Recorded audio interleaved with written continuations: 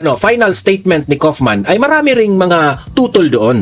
Itong mga dilawan at mga loyalista. Tutol sila, of course. Kasi hindi nila matanggap-tanggap na yung mga akusasyon nila kay former President Duterte na si Duterte raw ay mamamatay tao, lahat yun ay na-counter argument ni Attorney Kaufman. Kung tutuusin pa nga, napahiya sila nung si Attorney Kaufman na ang nagsasalita in front of the judges. Ang sabi pa nga ni Attorney Kaufman ay it's for the judges to decide. At hindi siya mangingialam rin sa prosecution o sa mga prosecutors kung ano ang argumento nila. No? Basta ay inilahad niya ang kanyang depensa at ginawa niya in a professional way. Yan ang sabi ni Attorney Kaufman. No?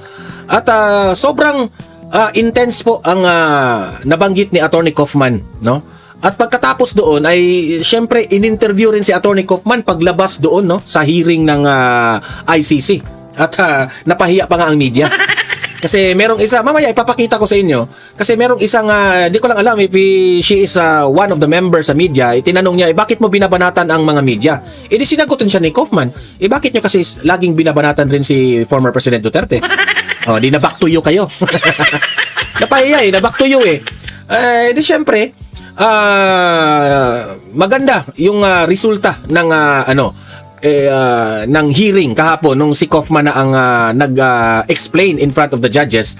At lungkot na lungkot sina Attorney Conte, yung mga abogado ng mga jadik na nagurgur. Pati yung mga pati yung mga kamag-anak ng AJK victims di umano, lungkot na lungkot sila nung si Kaufman na ang nagsalita. Na keso hindi raw nirerespeto ni Kaufman yung pamilya na namatay, ganun ganyan. Trabaho naman ng abogado yan Nadipinsahan niya si former President Duterte. Bakit kayo nagagalit sa abogado?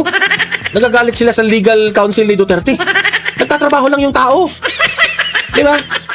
Hindi nila kasi matanggap-tanggap na adik talaga yung kanilang pamilya. Ay nako. Napahiya sila ang daming ang mga argumento sa social media. Binasa ko parang sa tingin nila matalino na sila sa argumento nila. Sasabi, dinamay pa nila yung mga inosente. Sasabi nila, bakit naman kasi pinapatay yung mga jadik? Sila yung mga nanggagahasa raw, ganon ganyan. Bakit raw ginugurgur? Yung mga umiinom rin ng alak nanggagahasa rin daw. Dapat gurgurin ganon ganyan. What kind of argument is that? Diba? Bakit mo ihalin tulad ang isang nakainom sa isang adik? Hindi mo pwedeng ihalin tulad yan. Diba? Yung gumagamit ng droga, sira na, sabog na yung utak. Yung mga nakainom lamang po, pagkatapos ng makainom sila, matutulog yan. Okay, matutulog yan. Bakit? Sablay. Sa argumento nila, hindi raw dapat pinapatay yung mga adik. Hindi naman actually, walang nabanggit si former President Duterte na ang mga jadik at ang mga pushers ay dapat gurgurin. Wala siyang nabanggit na ganyan. Ang nabanggit po ni former President Duterte kung manlaban. Okay? Saka yan, magdedepensa ang mga pulis. Okay? Kahit pari ka pa, kahit madre ka pa, kung nanlaban ka sa pulis, gurgurin ka talaga. Alam nga naman hahayaan ng mga pulis na magurgur sila. Hindi, uunahan nila. Walang pakialam yan ang pulis, kahit sino ka pa. Kung ikaw ay nakasalalay na yung buhay mo, kahit presidente ka pa ng bansang ito, talagang kung manlaban ka sa authorities, dapat kang gurgurin rin. Yan ang instruction ni Duterte. Okay? So, ngayon ay atin pong pakinggan ang interview ni Attorney Kaufman pagkatapos ng hearing. Okay? Ito, maganda itong explanation ni Attorney Kaufman. Lahat naman tayo, napakinggan natin yung kanyang final statement, diba? So, ito yung sagot niya sa media. Right, I'm just going to make one statement, okay? That's all. Okay? Answer a few questions. Okay, go ahead. Go on. All right, so how did you assess the whole 4 days? Well, I'm not going to pass judgment on the performance of the prosecution, the performance of the victim's representatives, or my own performance. That's for the judges to decide, and it's not a show. The judges will take their decision based on the evidence, and the evidence has been presented to them by the prosecution. The evidence has been challenged by us, the defense, and we trust the judges to take the right decision. Attorney Nick, multiple times during online streaming, the statement, especially if it's the presentation of the defense, it has been cut off multiple times. Do you know the reason why they are doing this? Well, I think Judge Motok made it clear that there are certain aspects of the court transcript that cannot be broadcast to the public because there are protective measures. There are what I refer to as reductions throughout the hearing. And that's the reason why. Attorney Nicholas Kaufman, on behalf of the Filipino community all over the world, we would like to extend our congratulations for a job well done. Thank you very much. Sir, I was so surprised that you didn't fight for the former president to be released. That's because we have an appeal pending, an appeal on the first review of detention. And there's no point making new arguments when we're still waiting for a decision from a higher chamber on the first decision. Actually, ang nangyari kahapon, no? Yung both parties ay napakinggan na ng mga judges. Ang mga prosecutors na ibigay na nila ang mga akusasyon nila kay former President Duterte, at si Attorney Kaufman naman ay na-counter niya yung argumento, yung akusasyon ng mga prosecutors, no? Na-counter niya. So, akala ko na kahapon is yun na yung after salita ang both parties ay magdidesisyon kaagad ang judges na itutuloy ba ang trial o hindi itutuloy ang trial. Kasi yun ang pagbabasihan basing on the statements. Kasi kung pagbabasihan mo talaga kahapon, no, if we were to judge, no, walang halong bias, tama naman si Attorney Kaufman. Lahat hearsay. Wala silang supporting evidence ang mga prosecutors o itong mga nagki-claim na AGK victims. Wala silang direct link to former President Duterte na si Duterte nga ang nanggurgor. Yun ang hahanapin ng korte.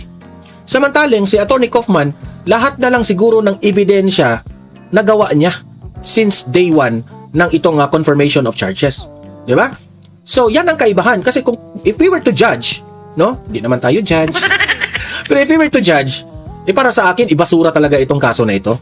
Totoo. Okay? But, ang nabanggit po kahapon ng page ng ICC ay maghintay ng 60 days. Okay? Bago sila makapag-desisyon ng final kung itutuloy ang kaso o hindi. Sa tingin ko naman, bakit ginaganyan nila? Ipag-aralan nila yung mga statements ng prosecutors at ang statements ng defense. Okay? So, mas mabuti na yan. Pag-aralan ng mabuti ninyo para hindi ninyo ma-overlook yung mga sinasabi ni Kaufman. Ay, talagang grabe si Kaufman. Ang galing na lawyer nito. Kahit nga si Attorney Panelo napahanga dito kay Attorney Kaufman. Talagang magaling siya. Yung mga naiinggit na mga Duterte haters, sabi nila, pasikat lang raw yung ka-Kaufman, parang pinaawa daw yung mga judges. Wala na kayo doon. May kanya-kanyang strategy yan, di ba? Which is, sinishare po ni Attorney Kaufman ang kanilang usapan doon sa detention cell ay kaawa-awa nga yung sinabi ni Duterte.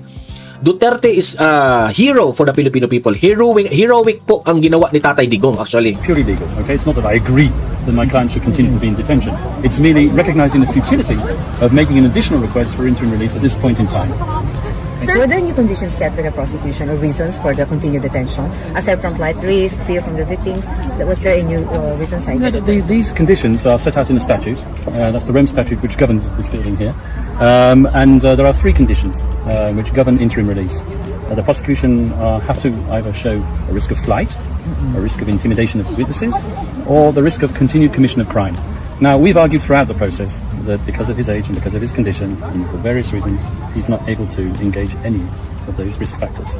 The prosecution disagree, and the prosecution argue that his refusal to recognize the possibility of exercising jurisdiction over him signifies that if he were released, he would not present himself for trial. And we disagree with that. But then once again, these are decisions that have to be taken by the appeals chamber and not by me here in the media. Attorney Kaufman, some Filipino lawyers of the victims are describing your last-minute attempt to appeal to emotions as grasping at straws. How do you respond to that? Come on. Yan ang argumento ng mga bangag. Okay? Yung mga tinitira raw ni Attorney Kaufman through emotion. Paawa effect raw. Yan ang sabi ng mga loyalista at mga dilawan at mga jadik. Nagpaawa effect raw itong si Attorney Kaufman. Yan ang banat nila kay Kaufman. Okay? Ito ang sagot ni Attorney Kaufman dyan. I'm representing a client who's been locked up for a year, who hasn't seen the public, so of course I'm going to address the public who want to see him. I made my position very clear. I felt that he should appear, but he's my client. He took his decision, and I respect that decision, and the decision that he took, as it turns out, was the right decision in all the circumstances. Parang sinabi ni Attorney Kaufman dito na sinabi lang niya ang totoo. Na itong presidenteng ito, dating presidente, ay mahal ito ng taong bayan. Nakakulong na ito ng halos isang taon talaga, isang taon na mahigit. Hinahanap na siya ng taong bayan. So, sinabi lang ni Attorney Kaufman ang kwento. ang totoong kwento sa loob ng detention cell nang nakausap sila ng Duterte. Di ba? Kung sa tingin ninyo, kayong mga bangag at mga loyalista at mga dilawan, kung sa tingin ninyo nagpa-drama effect at nagpa-awa effect si Kaufman at umi-effect yun sa mga judges, iinggit kayo. Di ba? Inggit kayo. Yun naman ang katotohanan. Di ba? Yung iba nga, naiyak sila doon sa statement ni Kaufman. Madami dito sa mga comments ng aking mga viewers dito sa Don Mar TV, ang daming naiyak doon. Kasi po, yung pagkasabi, pagkabanggit ni Kaufman, hindi po gawa-gawa, kagaya ng mga akusasyon ng mga jadik na mga Yung kay Kaufman, talagang coming from the heart na nakausap niya si former President Duterte. Makikita yan ng mga judges Mapapansin nila yun kung sino yung gumagawa lang ng kwento, gumagawa lang ng mga hearsay, at yung nagsasabi talaga ng totoo. Anong una kong napakinggan yung final statement ni Kaufman, sabi ko kaawa-awa talagang nangyari ni Duterte. Hindi nila matanggap-tanggap yun ng mga dilawan, loyalista at mga bangag na mga jadik. Yes, of course, my detractors are going to criticize me. The prosecution tried to strike me from the record, as you saw at the end, but that failed miserably. Correct. And I think that just signifies the extent to which they are irritated by the arguments which I made. And those arguments were professional. I litigated for the best part of a day and a half on the substance. I'm talking about the legal arguments. I'm talking about the evidence. We attacked every one of those counts which alleged that Mr. Duterte murdered 78 victims. We deny that completely. And we gave our reasons why, and they're on the record. Attorney Kaufman, sorry, this is not the first time that you're facing the ICC. You have defended other clients before. How would you compare or how would you contrast the complexity of this particular case compared to the other cases that you've dealt with before? Well, all the cases here are complex. And the complexity arises out of what are called the modes of perpetration, the modes of liability, something which I talked about at length, especially the indirect co-perpetration theory, which is something which is applied here in practically every case. So with respect to complexity and with respect to quantity of evidence, this case doesn't differ from any other case. What does differ is the sheer love that the Filipino nation have for Yun ang ang dami na kasing hinawakang kaso iting si Kaufman sa ICC. Ang kaibahan raw dito sa kaso na ito na hinahawakan niya is parang na-shock itong si Kaufman. Bakit ang daming nagmamahal kay former President Duterte sa lahat ng mga clients niyang hinawakan? Si Duterte lamang po ang napansin niya na halos lahat ng Pilipino ay mahal ng taong bayan itong si Duterte. Yan ang kaibahan. Siya mismo ang nagsabi niya na. And I've seen it on a daily basis when I go up to visit Mr. Duterte in his detention center, and I see the people waiting there every day, just hoping. Kasi kung ako yung abogado ni former President Duterte, kung ako si Kaufman, nakakataba ng puso. Hindi syempre sasabihin ko, talagang gagalingan ko. I have to defend this former president. I have to defend this man. Kasi ang dami pong tao nagmamahal dito. So naniniwala po si Atty. Kaufman na malinis ang intensyon ni former President Duterte when he was the President of the Philippines. Naniniwala si Kaufman. Nakikita niya yan sa mga mata ng mga Pilipino na ganun po ang pagmamahal na ibinigay. Nagtatanong siguro si Kaufman na, bakit ganito nila kamahal si Duterte? Bakit they really believe in this man? So na-realize ni Kaufman na Duterte is a good man. Duterte is loved by the Filipino people. Nagtataka siya na ang daming gusto nitong taong ito. I hope itong mga judges ng ICC, sa lahat ng mga kaso na hinawakan ninyo, hindi ba kayo nagtaka na ang daming nagmamahal niyang si former President Duterte? Try to think of it. Isipin nyo. Talaga. Hindi nyo ba naisip na baka biktima itong si Duterte sa pamumulitika ng mga bangag na mga administrasyon?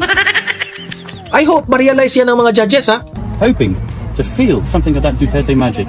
It happens even when I travel abroad. For example, I can go to a foreign country, United Arab Emirates. I land at the airport and there are Filipinos there and they recognize me straight away. And they come up to me, they want to hug me, and then they cry. They cry because by crying on my shoulder, they can feel that they're getting some... Imagine nyo ang in-explain ni Kaufman. Siyempre, lawyer lang siya ni Duterte. Hindi siya si Duterte, lawyer siya ni Duterte. Kahit saan siya pumunta sa mundo, siyempre, hindi naman siya laging nandyan sa dahig. Pumunta raw siya sa iba't ibang lugar ng mundo. Example, USA, sa Saudi Arabia. May mga Pilipino raw na sumalubong sa kanya at naiyak at niyakap siya. So sabi ni Kaufman, this man is really a good person. Diba? Pati nga si Atty. Kaufman naging popular sa buong mundo dahil kay Tatay Digong.